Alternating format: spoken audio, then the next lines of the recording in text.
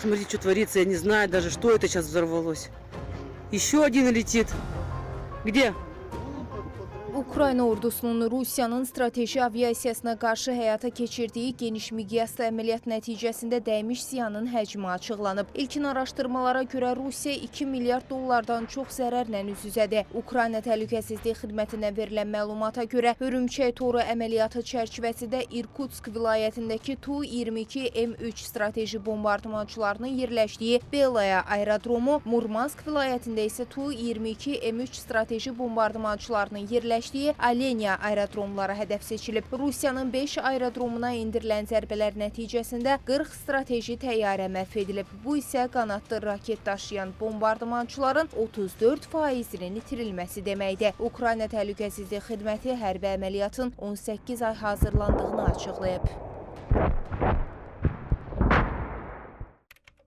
Ukraynanın Rusiyanın aviabazalarına indirdiyi zərbə hərb tarixində Yaponiyanın 1941-ci ildə Pearl Harbora etdiyi hücumla müqayisə oluna bilər. Hər ikisi müharibə qaydalarını kökündən dəyişdirdi. Ukraynanın PUAlarla Rusiyanın qırıcı təyyarələrinə qarşı həyata keçirdiyi hücumlar dünyadakı bütün aviabazaların nə qədər həssas olduğunu üzə çıxartdı. Əgər Ukraynalılar Rusiya kimi hərbiləşmiş bir ölkədə iri aviabazalara bu qədər yaxın məsafəyə PUAlar göndərə biliblərsə, onda Çinlilər Amerika Birləşmiş Ştatlarının aviabazalarına, Pakistan, Hindistanın, Şimali Koreya isə Cənubi Koreyanın aviabazalarına bunu edə bilməzmi? Faktiki olaraq Ukrayna hərbi kəşfiyyat məsələsində Rusiyaya öz üstünlüyünü sübut etmiş oldu.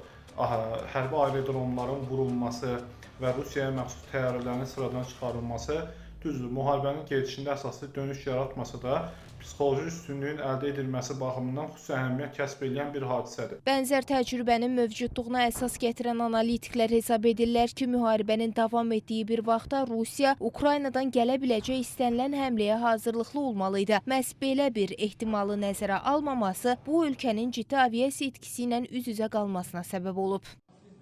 Оце так файно виглядає зараз аеродром Белая. Стратегічна ворожа авіація.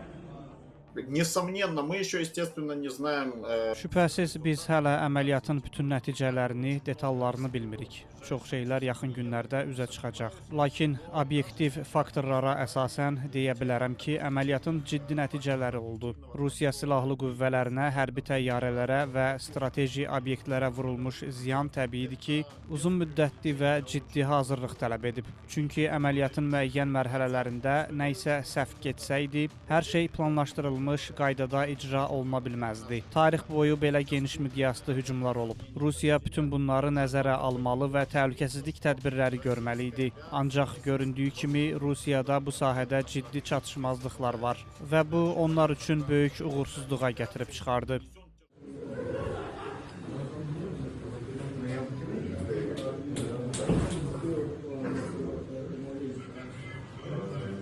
Если вдруг Украина получает ракету Tomahawk, даже... Əgər Ukrayna Tomahawk raketini əldə etsəydi, hətta bu raket belə 4 dəfə 1000 kilometrlik məsafəni qət edərək lazımi hədəfə çata bilməzdi. Ona görə də Rusiyada hər kəs rahatlıq içərisində idi. Hamı hesab edirdi ki, 4-4,5 min kilometrə heç kim çata bilməz. Məsələn, Rusiyanın hüquq mühafizə orqanları hesab edib ki, əsas təhlükə ölkənin Avropa hissəsindən gəlir. Məhz buna görə də Rusiya öz aviasiyasının yer dəyişməsini etmirdi. Lakin bu vacib idi. Onlar Ukraynanın bu qədər uzaq məsafədən zərbə endirə biləcəyini düşünmədikləri üçün təyyarələrin yer dəyişməsini etmirdilər.